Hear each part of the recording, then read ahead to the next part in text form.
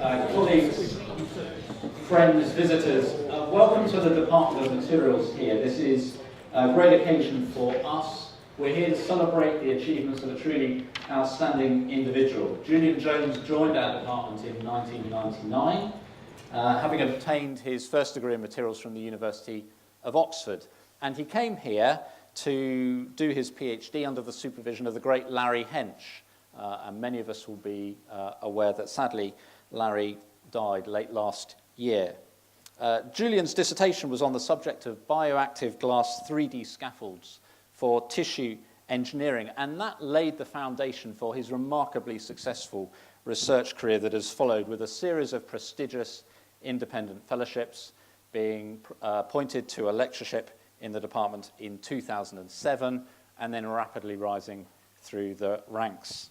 So we're here today for his inaugural lecture, which is entitled High-Tech Glass, From Smartphones to Clever Bones. I give you Professor Julian Jones.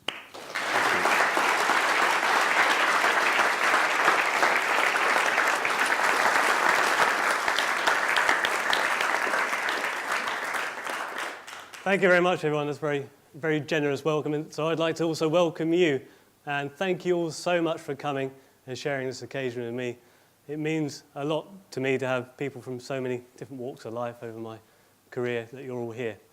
So there'll be lots of people who have contributed to my career, to my work, and to this presentation especially. That I can't thank you all, but there will be pictures of people and people's names up as we go through. So if you're wondering why those pictures and names are there, that's why. So what I want to do today is I want to convince you of three things. And that is that glasses are actually high-tech materials. The next thing I want to do is convince you that glasses are the future of medicine. And then also, hopefully by the end, you'll be thinking that materials science is an amazing subject. And it's all about understanding things from the finest scale, materials from the finest scale, right through to their macro properties and how we use them and how we make them better and more useful and help people. So I'm going to do that by using something hopefully you're all familiar with, and that's sweets. And there's my son up there, tucking into one of his favourites, which is candy floss. And my daughter, Sophia, she's a bit more refined. She likes a good bit of chocolate. Also a bit of jelly and marshmallows, which they really can't stand. And then by the end, I'll need your help to identify the final sweet of the day, which I can't find a name for. So to start with, though, I'd like to think about how do we think of glass. Now, I'd like to let you into a little secret, and that is, before I started studying glass, I really didn't think it was high-tech at all. But now I do. And perhaps that's because we don't tend to look at glass, we tend to look through it. But why can we see through it? I wonder how many of you have thought about why can I see through my windows? There are two main reasons. Now, of course, we all know light comes from the sun, it comes through. But why does it come through? Two main reasons. One is quantum mechanics. Sounds a bit scary. But what happens is, the light from the sun, the visible light, has a certain energy, but not enough energy to get the electrons in the glass excited enough to get active. But UV light, when that hits the glass, it's got enough currency to bump the electrons up to business class. They use that cash, and they don't let it through. So the visible light comes through, UV light doesn't. So glass is already high-tech. Even when it was first invented, back in pre-Roman times, it was already pretty high-tech. Pretty useful to be able to see through glass, but to be protected from UV rays. But the more important reason, and very important for us today, is that glass has this very unique structure. The way the atoms are arranged inside it is kind of random and disorganized. And that's what leads to all the amazing properties and enables us to play with glass and change it. So, glass back in the day, there's a nice pub there from Fleet Street. If you look at the windows, and we're pretty familiar, and even these windows in the Royal School of Mines, they're quite small and square. That wasn't because they thought that was a great design feature. It was because it was difficult to make glass big enough and big enough sheets. So now that we can make glass in big sheets, thanks to the Pilkington process, we're covering all our new buildings in glass. The new fashion is buildings covered in glass. That's not just because we can make large sheets of glass. It's because the glass sheets are strong enough to go on the building. But, of course, buildings like the Shard, they don't just need strong bits of glass. The keen gardeners amongst you will know about the greenhouse effect. And you can imagine if you're inside the Shard on a warm day, it was like a greenhouse, it wouldn't be very pleasant. So why does it work? Not just because of strong air conditioning, but because the glass has added function. And that is, I'm sure some of you have had reactor-like glasses, but when the light shines on the glass, it'll change color and protect it from some of the heat. But also, the whole building becomes a solar cell. The whole building is, all those glass windows are giving power to the building and powering the air conditioning. Now, I wonder if you can think about what the biggest concern of people covering a building in glass would be. If it was light, you get a clue from our windows. And that is, it's pretty difficult to clean glass on a building the size of the Shard. So why do they use glass? Because the glass is self-cleaning. Now, it doesn't mean lots of R2-D2s pop out the top and abseil down the side of the building. The glass has been changed, the chemistry is understood, so that nothing now sticks to the outside of the building. So it doesn't need cleaning. So what is a glass that enables us to do this? What is this random structure? I wonder how many of you have heard that old adage that glass is really a liquid. Well, it isn't. And Gary, don't get distracted by the liquid in there. We'll come to that later. But so it has some tendencies of being a liquid.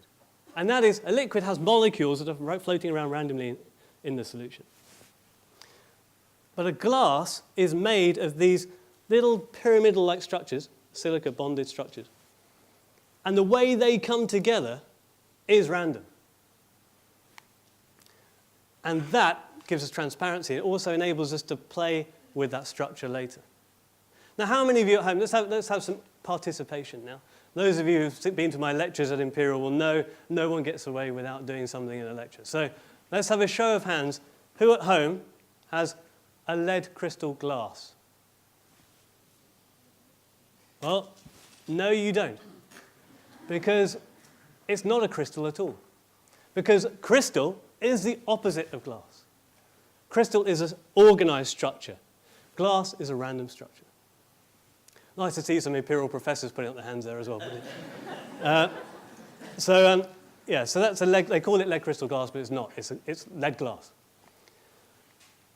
And it's picked because of its lovely, shiny optical properties. But the important thing is it's not a crystal. And because it's this random structure, that enables us to play with it.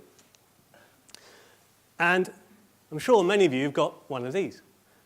Any of you, and the branding doesn't necessarily matter. Anyone with a high-end smartphone these days, if you touch the screen, if it feels nice, it's probably glass.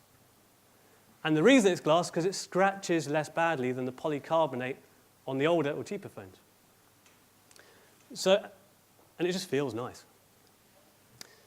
And now they're able to make the glass thin enough that it can be used for thin phones. But the really clever bit is not just that they're able to make it thin, but they've just changed the structure, the composition slightly. What they've done is they take out some sodium atoms and they pop in some potassium atoms. Now, I know some of you have had salt substitute at home. You switch your sodium for potassium there too. This time it's a bit more clever. Now, what happens if you imagine you take out the sodium and you're left with a tiny hole, the potassium atom is slightly bigger. And so when they put it in, it squashes the top surface.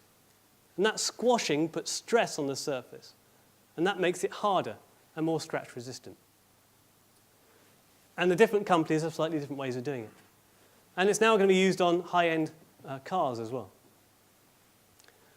Now, I was staring at my phone the other day, as I do quite a lot, get told off by my wife for doing it quite a lot too. And what I noticed was actually in the palm of my hand, I was holding a very important biomaterial. not the phone itself, but the case. The case is made of silicone. Oh, I see my friends at school are perking up at the back there. But chaps, probably not as glamorous as what you're thinking, but the biggest use of silicone in medical devices is this. It's a catheter.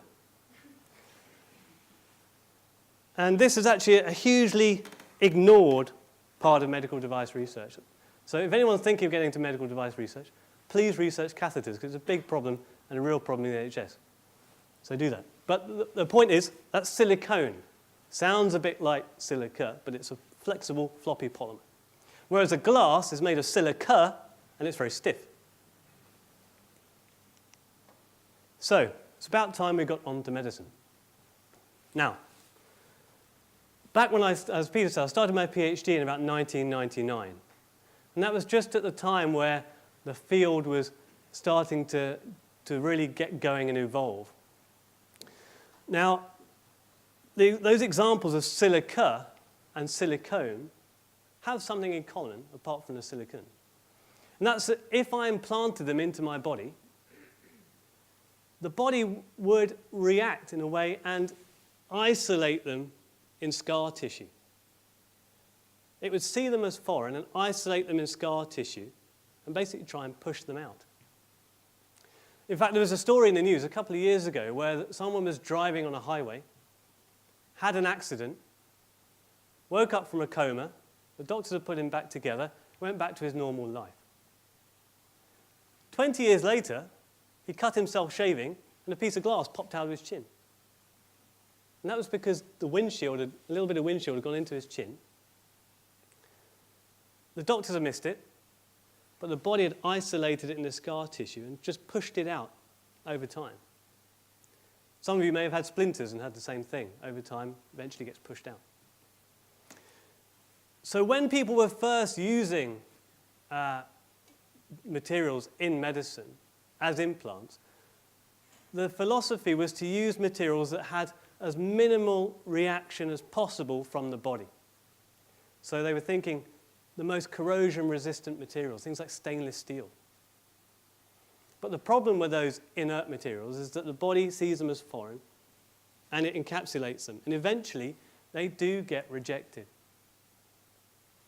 And this headline was about this idea of going away from materials that are inert and don't interact with the body towards understanding how materials could interact with the body in a positive way.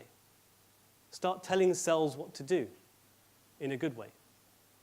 And then perhaps the material will disappear later. So this is a clinical, this is an example of a clinical problem over from St Mary's, and it's great to have Roger here from the Trauma Centre over from St Mary's. And this is an X-ray of the knee and below, and it's a traumatic injury. Now, normally, we all know that if bone fractures and you get a hairline defect, then the bone will heal itself, which is great. But if it's too bad a damage, like this one, the clinicians can try and put the pieces back together, but they can't always. So what do? Well, in the tibia, they're likely to get one of these, put it inside your bone. Your bone is a bit like a tube, and then they'll hammer it in. And they'll hope that that will hold the bone together. If it doesn't, they'll try and find some bone from another part of the body, usually the pelvis. The problem with that is that we don't have much of it to give. And then you've got to heal the bit you're taken away from. Now, there are some synthetic materials that are available commercially that can help, but they don't do the job as much as the clinicians would like them to do.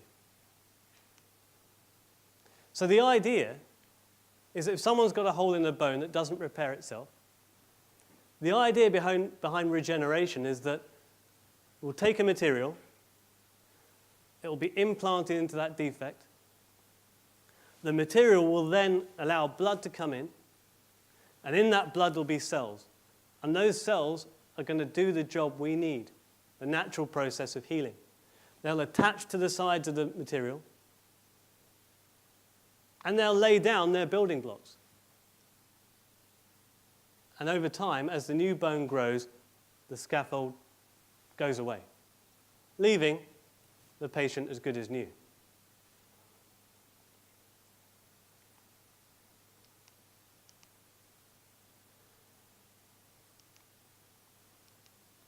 Now, one of the main people behind that was my old boss, Larry Hench. He was one of the founders of this field. And the reason for that was that he invented the material called bioglass. And this glass was the first material that was ever, synthetic material, that was ever found to form a bond with bone. So a pretty remarkable finding. What's probably more remarkable is actually the way it happened. And the way it happened was he was driving, well, he wasn't driving, he was on a bus at a conference, going to a conference dinner. And he ended up sitting next to an army major. And he thought, opportunity here. I can get funding from the US Army. So he said to the army major, I've been working on this amazing radiation-resistant electroceramics. Why don't you fund me? And the colonel said, look, I've just come back from Vietnam. You guys are making so many high-tech developments. Can't you design a material or device that we can implant into the body that won't be rejected? And Larry said that really changed his life. He went back to the lab, wrote a proposal to the army, got funded, did the work. But the next strange thing was that he thought about what he should do, and he thought about making a glass. He thought about needing high calcium in bones, high phosphate. And he put this design together, and he gave it to some surgical colleagues. And the surgeon phoned him up 2 weeks later and said, Dr. Hench, we've got a problem with your material. And Larry said, no, don't worry. This is the first go. I've got lots of other ideas. We can change this. He said, no, that's not the problem. The problem is I can't see what's happened because I can't get it out. It was bonded so tightly to the bone. And this is the first time anything like that had ever been seen before. Now the product, which looks like this, just a powder. It's a powder that clinicians will use. They'll take it out of the packet. They'll mix it with the patient's blood until it clots up a bit, makes a bit like a putty as it clots, and they push it back in, and it regrows the bone. And that product's been used in more than 1 million patients worldwide. Now, unfortunately, as Peter said, a very sad part of the talk is that Larry couldn't be here as he passed away just before Christmas, and he was really, really looking forward to this event. And he's greatly missed. He's obviously missed by me, by his colleagues and friends. And he was a great friend as well as mentor. But here he is, when he first joined Imperial College, and I'm really pleased to say a couple of those people are here today. Here's Maria, down at the front. And if you just about see, being a bit shy at the back, is Dr. Ian Thompson, who's now at King's, and he's up there frowning. Now, you can see Larry was a great supervisor, because on an important work trip to the US, to old Tucson, he got us dressed up as desperados from the old Wild West. There's Ian again. And this is a distinguished professor now at University of Manchester, who some of you will know, Julie Goff. So Larry's got a huge legacy, so I won't go through it all. But of course, he invented bioglass. But the biggest legacy, I think, is the way he inspired people. He has many companies that have been successful. And then he also managed to write children's books which have inspired kids to get into science, called Boing Boing, the Bionic Cat. So a man really of many, many talents.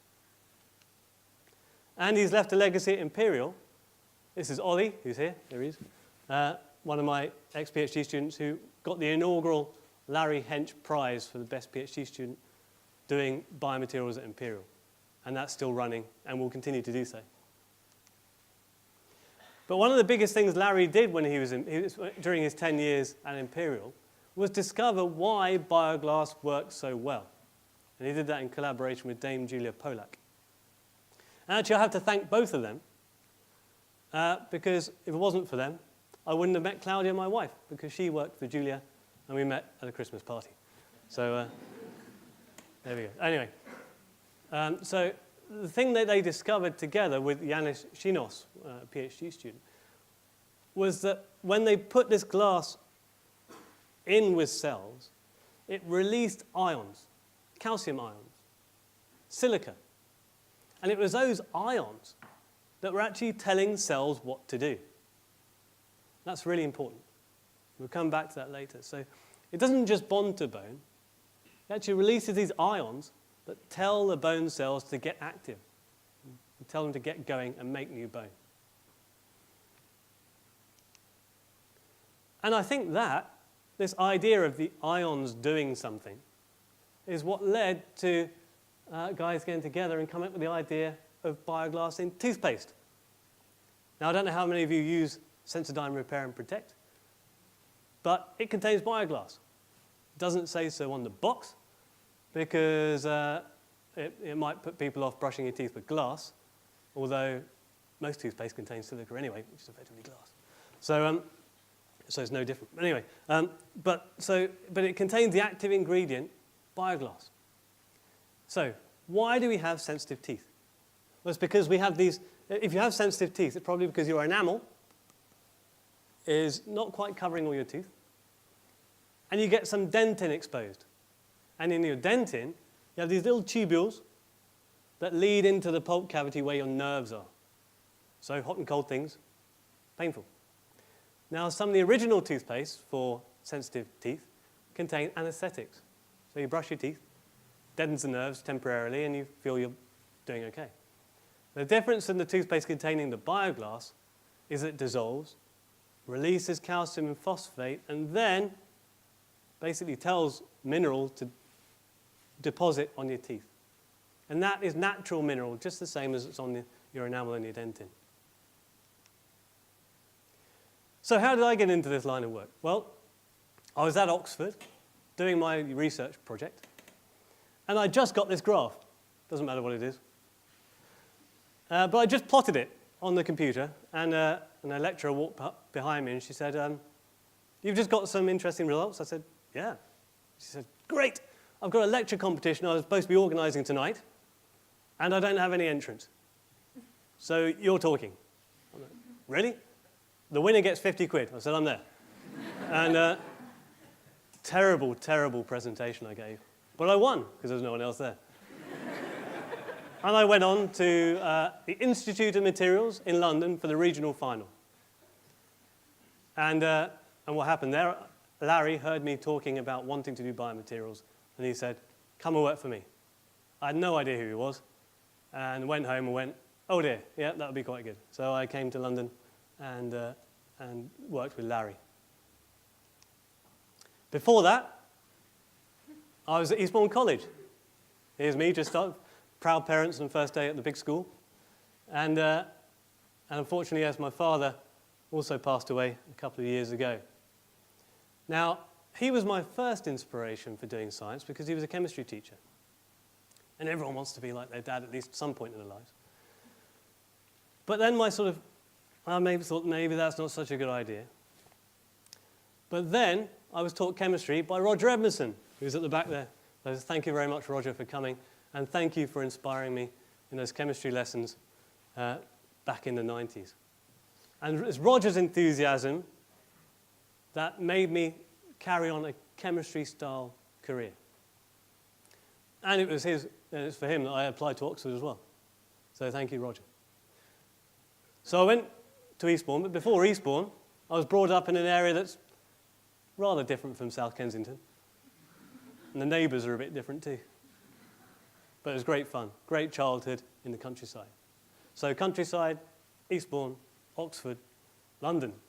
Not sure what's bigger than that, so I guess I'm here. So back to bioglass. So remember, it bonds to bone, but it also tells cells what to do. But Larry's bioglass has all that going for it. The only thing it doesn't have is what clinicians want, is this three-dimensional structure. They want this temporary template that the cells can walk onto. And rather like scaffolding in a building. The cells want to walk on, lay down their blocks, and produce new tissue. So why can't his glass be used for that? Well, the reason is, if you take those glass powders and you fuse them together, they change. They don't stay the glass anymore. They change into the crystal. And I don't like crystal. It's got to stay a glass. It loses some of its properties. So how do we get around that? Well, there's two ways you can make a glass. The traditional way of making window glass is that you melt things together and you pour them out and you freeze the glass. The other way is the sol gel process. Now, the melting process is what we think of as a top-down process. A sol gel process is the opposite. It's bottom-up. And that enabled us to create these foam structures. So on the left, we've got an image of porous bone. On the right, we've got the image of one of these scaffolds made of bioactive glass. Now, what surgeons love is that they look quite similar. So it's a good mimic. Now, this sol gel process, how does it work? Well, it's this bottom-up process. So you start with something that looks very much like water in a beaker. But what's happening there are chemical reactions, and you're creating tiny, tiny particles of silica. And they float around, and then they come together, and they assemble. And you grow the silica network, and it goes from water to a gel, hence sol to gel. And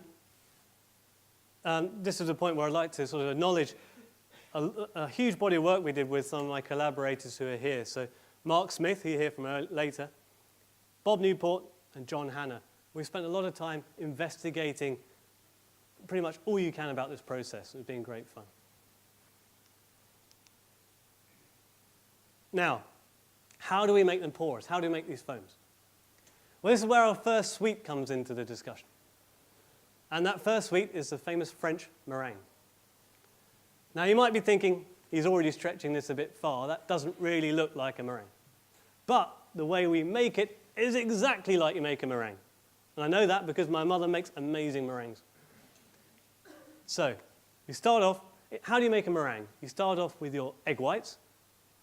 You beat it, you foam it with a whisk. And over time, they go from something very liquid and they start to stiffen. And they get holes left in them.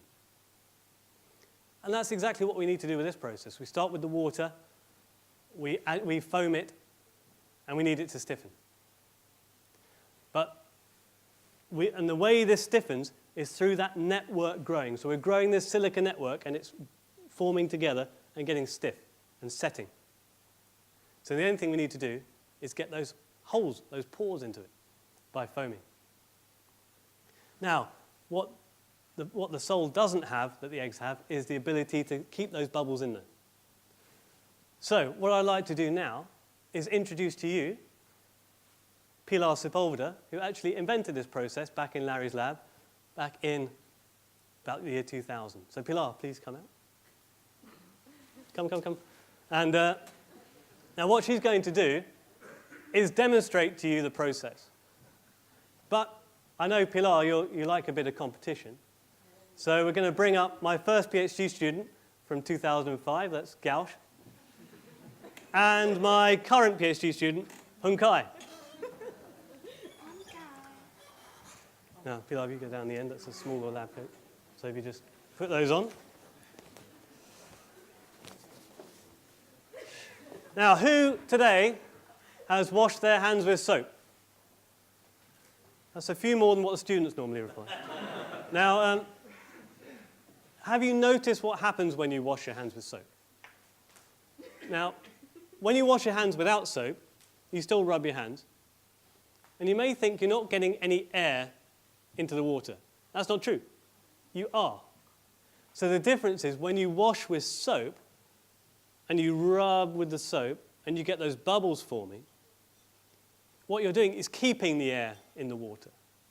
And that soap is stabilizing what's happening. Right, guys. So, unleash your weapons.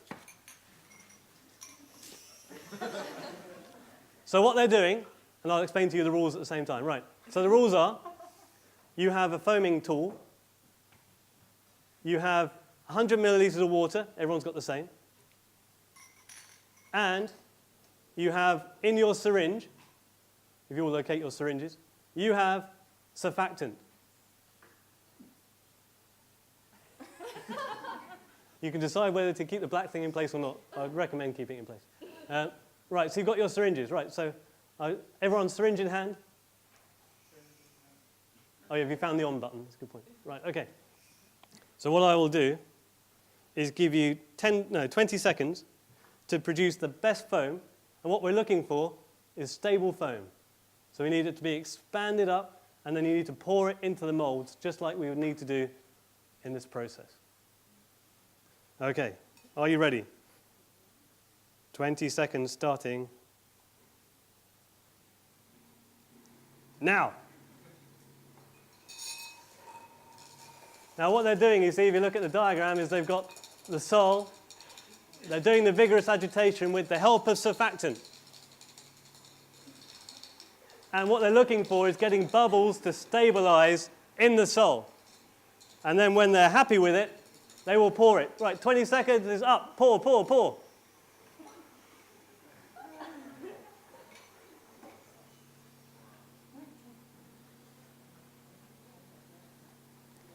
Right, so now we will examine the evidence. Very nice one, Kai. That's one you've done.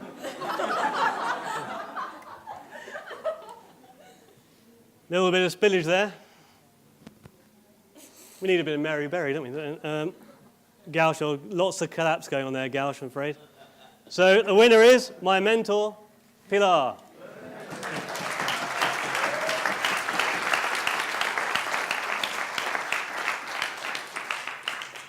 So we created these foams, and we've got this porous structure which looks like bone. But the important thing is not just the structure, but it tells the cells what to do. So the unique thing about Bioglass, you put human bone cells on the surface, and they will attach, and they will create new bone without adding anything extra. It's the glass telling them what to do. I'm very proud of this picture because I actually did the cell culture back in a long time ago. But Olga did a lot more of the work. And then, so it's very important to test these things biologically. So we go from creating something useful, testing them with cells, and then they have to go in vivo. Now what this shows is a tibia, and this is a top-down X-ray, cross-section. The implant goes in this big hole in the tibia. And over time, you can see the bone, this is the healthy bone, the bone grows back through it, and this then degrades. And you can see in this one, in 3D, the scaffold is starting to degrade as the bone is regrowing. And that's the sort of thing we're always looking for. So we've got this glass that's reacting with the body, telling the body what to do. It's got this porous structure that's allowing the bone to grow in. It's degrading once the bone is growing in.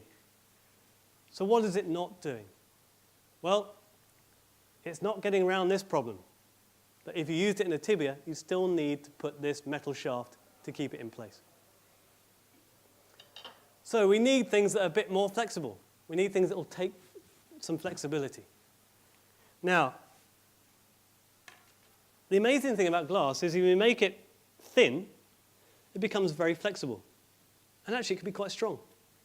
Now, this is optical fiber. Those of you with infinity broadband, other broadbands are available, would be having stuff like this running under the ground. Probably not to your house, so they don't get that far. Almost. So it's flexible. You can use them as endoscopes. You can bend the fibers all around each way. So one of the big problems with the Bioglass and other similar materials is that they don't have that toughness.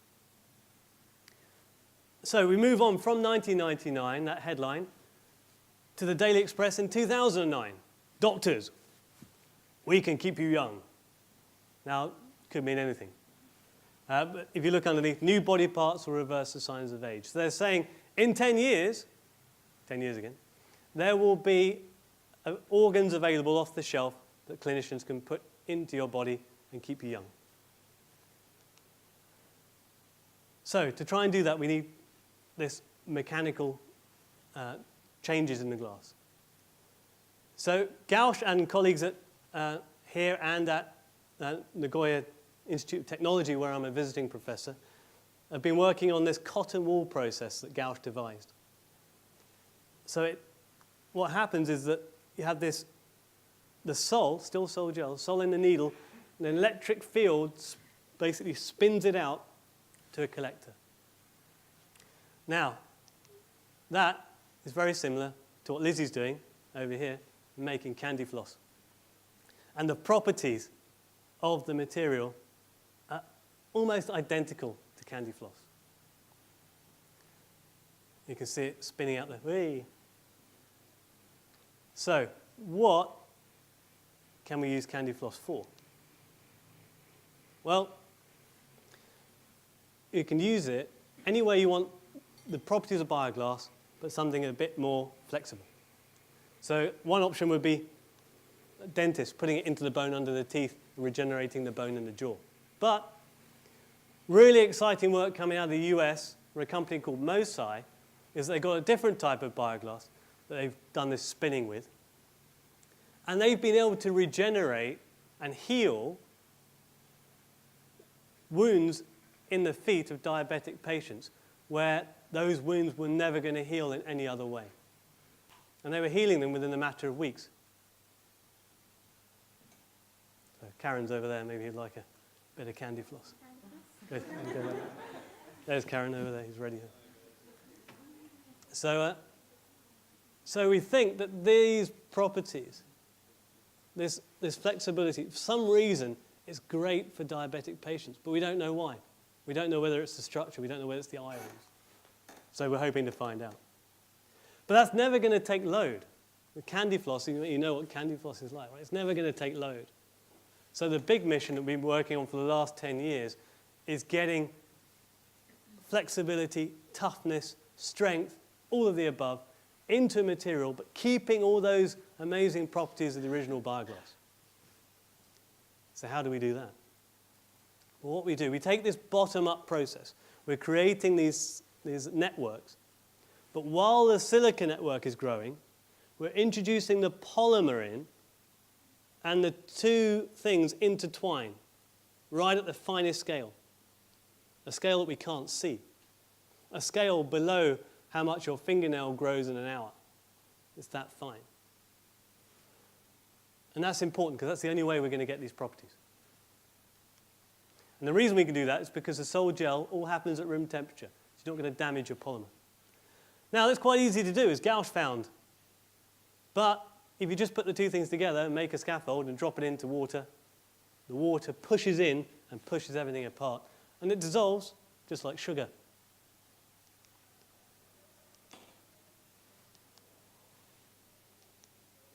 So what Gausch and I worked on was this idea of getting the polymer to bond to the bioactive glass bit.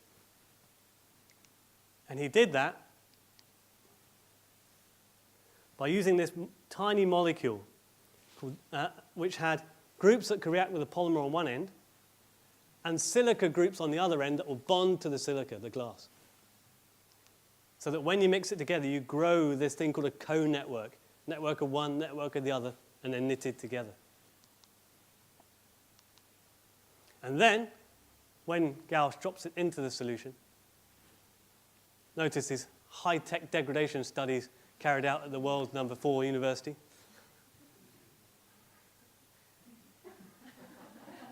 And it doesn't degrade. Great. And then Ollie, we saw him in the picture earlier, was able to make these scaffolds from gelatin and silica, and was able to get properties right from that of packaging foam right through to a glass, and you could choose anywhere in between. So that, again, wouldn't be useful for bone being that flexible, but it shows just how far we can go. But what we got really excited about was Francesca's work, where we're finally able to hit it with a hammer. And my coffee cup. So, and So it's really exciting to be able to hit this with a hammer, and it contains glass, but of course it's got the polymer in there as well. And what it shows is that one fractured, one didn't. The one that fractured was stiffer because it had higher silica content. The one that didn't was lower silica content, more polymer. So it shows that we can go anywhere in between glass and packaging foam and get the right properties. And then one we're really excited about is this one. Now this one we think is going to be great for intervertebral discs. Now you've all heard of slip discs, and there's also degeneration of the cartilage in the disc. So here's my spine. Of course there's bones that are all stacked up, and in between those bones, there's cartilage, being a cushioning property. And if that cushioning property goes, then what clinicians will try and do is fuse the bones together. And the reason they have to do that is because there is no material currently that can take the place of that disc. So we're hoping we've got it.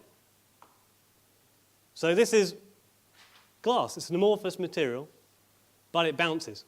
Now, I've been really looking forward to this. So everyone, eyes on me. Who's a cricketer? He's at the back, can't reach it. Right, everyone ready? Let's see where it goes. Good. Well, there's a round of applause for that catch.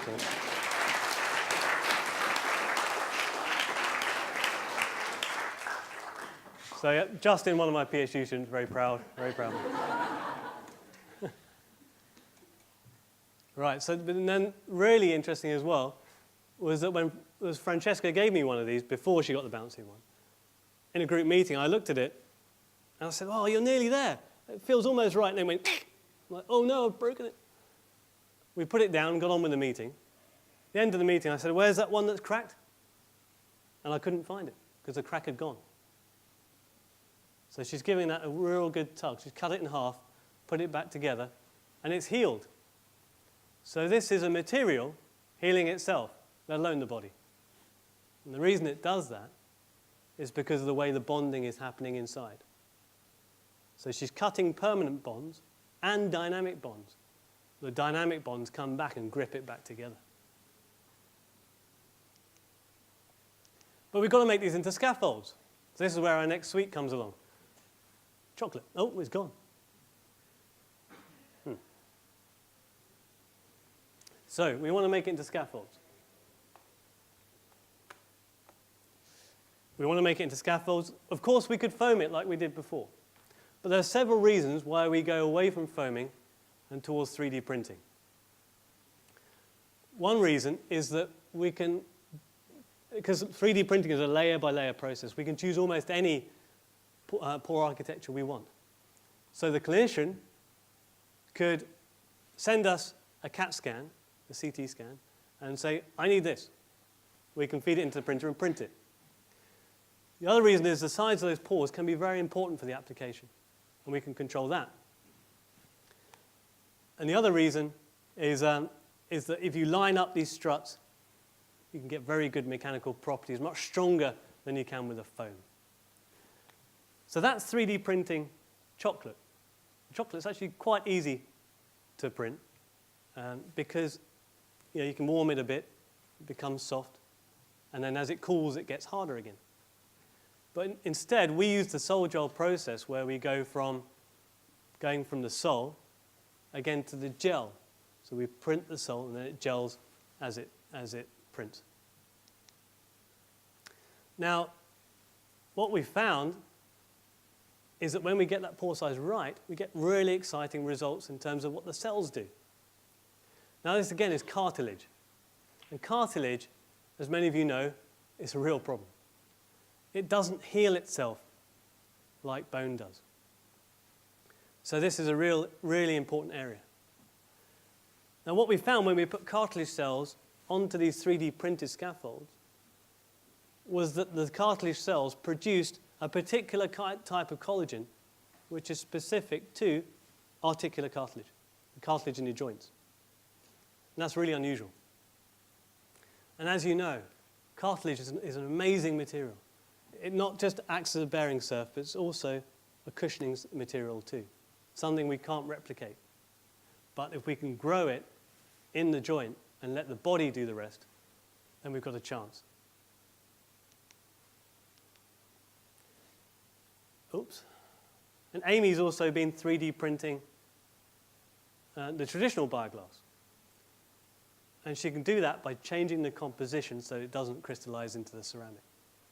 And what we found with work from Christopher Mitchell, who's also here, is that perhaps the the printed structure works better than the foams in terms of bone ingrowth. Now, I've been telling you about these hybrid materials, the way we're getting these two things knitting together. A big area, but the polymers we've been using so far are ones that are available off the shelf. We buy them from suppliers and we modify them and then use them. So we've got a large program of work now where we're deciding, well, we don't need to buy them. What we should be doing is designing them right from the bottom up. So we're designing our own polymers that we can directly bond with silica into the bioactive glass. We're adding in biodegradable linkers. We're doing all sorts of things to the chemistry because we're designing them how we want it rather than going out shopping for the polymers. Right, I said we'd be looking at some jellies and marshmallows. These are Ali's gels, and the fun thing about these gels is that they're very much like cartilage. And they swell. So this is before you add water, then you add water and it swells. And that swelling allows cells to live inside that gel. These are Paul's marshmallows. Now these are for a bit of a wacky application, in that they're designed to go up people's noses. And they're designed to be soft enough they can go up the nose, but then you can pull out the mucus or some cells, then analyze those when you pull them out. And that'll tell you what's wrong with you, what respiratory condition you have. And that's work going on with guys over in St. Mary's as well. Now the last thing I want to talk about is going back to this property of the bioglass releasing these things that act a bit like drugs and tell cells what to do. And it's well known that ions do different things. So silver has got famous antibacterial properties. I'm sure you've probably bought socks that say silver technology. And that's because they've got antibacterial properties, at least until you wash them and the silver goes away. And actually, the work with bioglass was started by Maria Bellantoni in Larry's group. Cobalt has been shown to stimulate blood vessel growth. And Gavin's here, who was doing that work in Molly Stevens' group. And now he's out in UCL carrying on that work. Strontium is great for osteoporosis.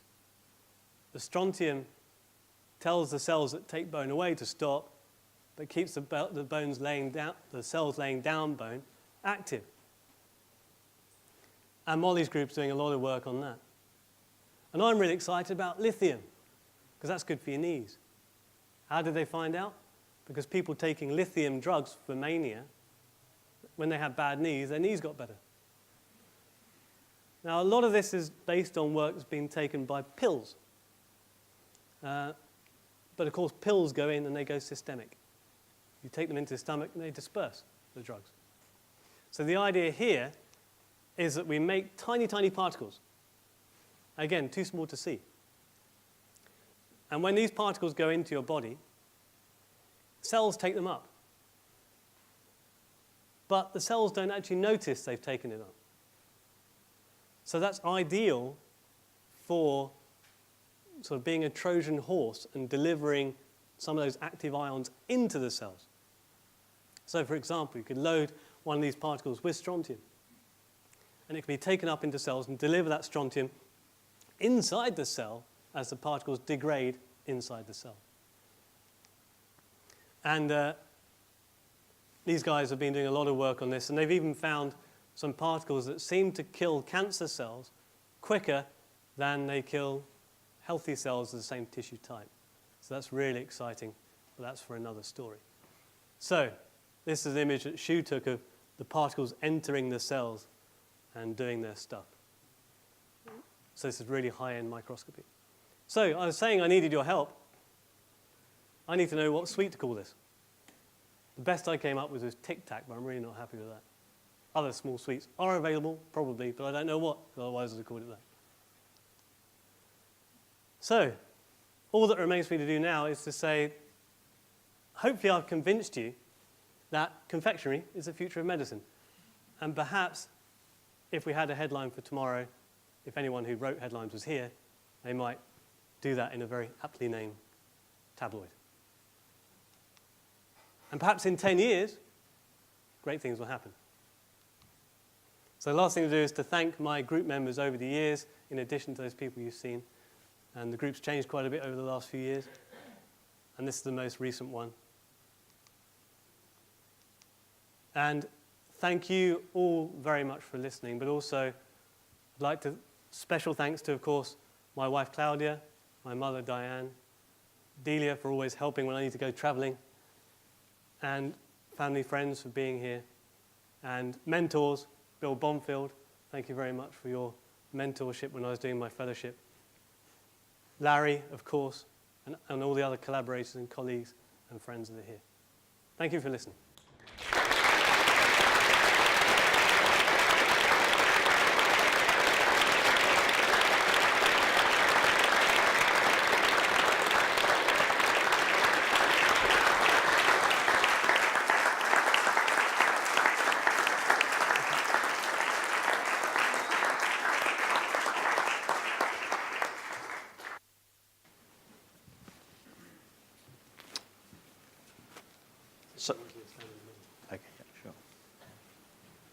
So for those of you that obviously there's many people who won't know me, my name is Mark Smith and I'm one of the many people that have had the pleasure of working with Julian, and the format I understand at Imperial is to make a short reply to the inaugural lecture. First of all, can I congratulate you, Julian, on bringing alive and making very accessible the very wide range of very detailed and complex work that you've done.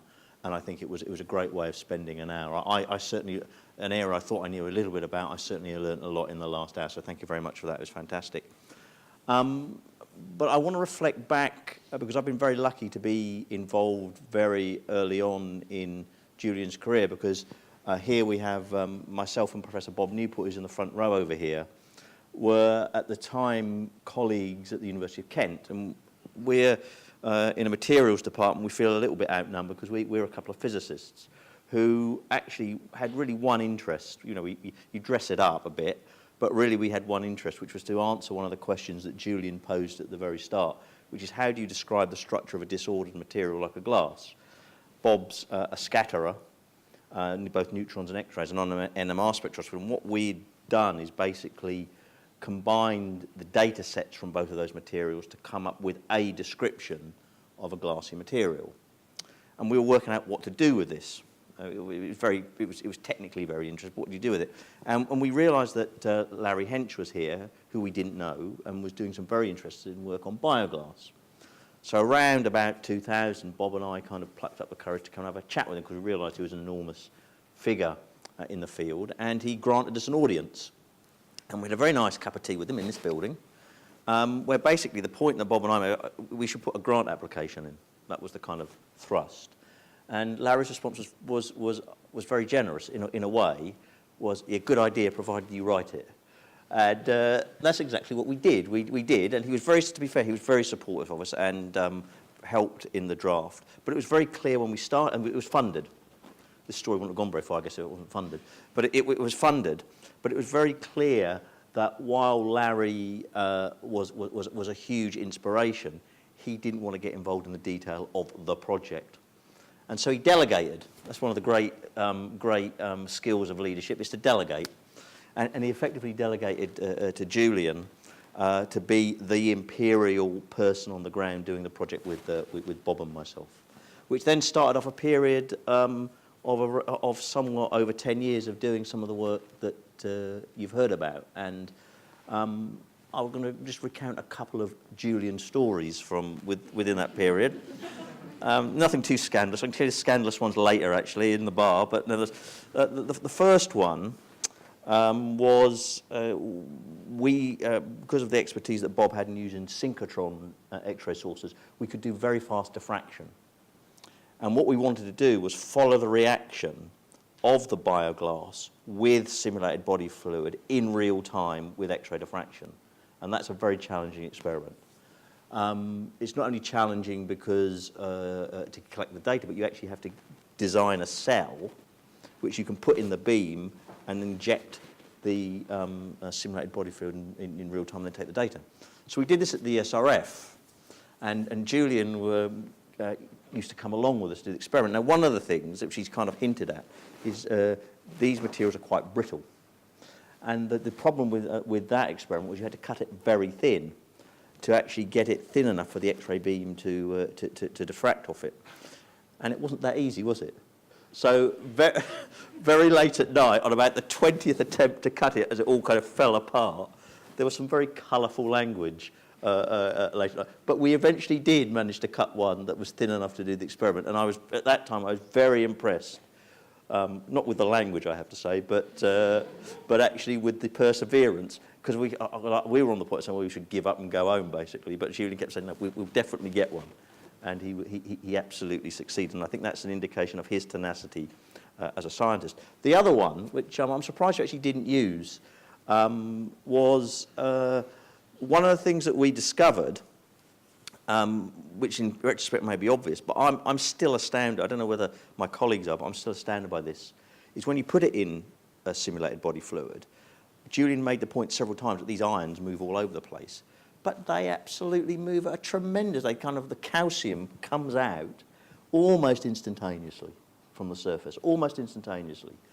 And that work was quite well reported, actually, in the press. And I don't know if you remember what the Daily Mail, it wasn't a headline, that's not, but it was an inside story. But the Daily Mail capture was, scientists absolutely prove a pint of milk a day actually is good for your bones. Because they had, of course, equated the fact that you've got calcium in milk with the fact that we'd shown that the calcium was the key determining factor of how well the bioglass worked.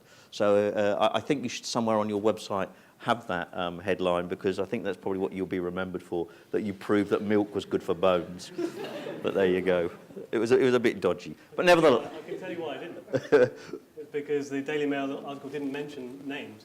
Oh, I see. So my grandmother wrote as disgusted from East Sussex. That it wasn't in. It was definitely his fault. That was the point, yeah. But anyway, the serious point is that, of course, underlying... I want to make kind of 3 points. Underlying this, of course, the point you make is that science, although it's a kind of, it's a way of making a living, it's a vocational way, it also is a very social activity. And the fact is that I agree entirely that it was a lot of fun, the work, and Julian was a tremendous collaborator. And I think that one of the things that I think is true, I mean, it was obviously very sad that kind of Larry passed away at the end of last year. But a scientist's legacy are really 2 things. They are the contribution they made to the field in terms of the work they did, and there's no doubt that Larry Hench was a giant. But it's also the people that they encouraged to come into the area, and the fact that Larry encouraged Julian to come into this field, I think, can be no greater testament to Larry Hench. The second thing to say, and I'm going to put a little bit of pressure on you now, actually, Julian, is that I've had the pleasure across my career of working with some very bright people. But I have to put Julian up there with the brightest.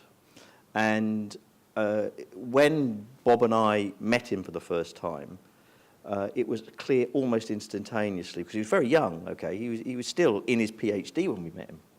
Yet he was confident for someone of his age. Let's not say overly confident, but was full of ideas and energy and wanted to work. I've had that experience. Although I've worked with many very bright people, I've only had that experience once before. It was about 15 years before the time that I met you. That person now has gone on to be a Fellow of the Royal Society and one of the most highly cited chemists in this country. My prediction here tonight is that by the time you finish your career, so don't let me down, that by the time you finish your career tonight, that you will be a Fellow of some learned society, and if the Royal Society don't make you a member, that's their fault. And the second one is you'll be one of the most highly cited material scientists in the country. So it's been a great pleasure, Julian, and I think you've demonstrated tonight. It's a pity that I don't suppose there are any politicians in the room. It's a pity that there aren't any politicians here, because they would see your lecture today, how you have to go all the way from very fundamental science, understanding, wanting to be curious about things at the fundamental level, to be able to make real progress into things that then become products that make a difference to people's lives. So many congratulations on the professorship, many congratulations on the talk tonight, and best of luck in the future. Well done. Well done.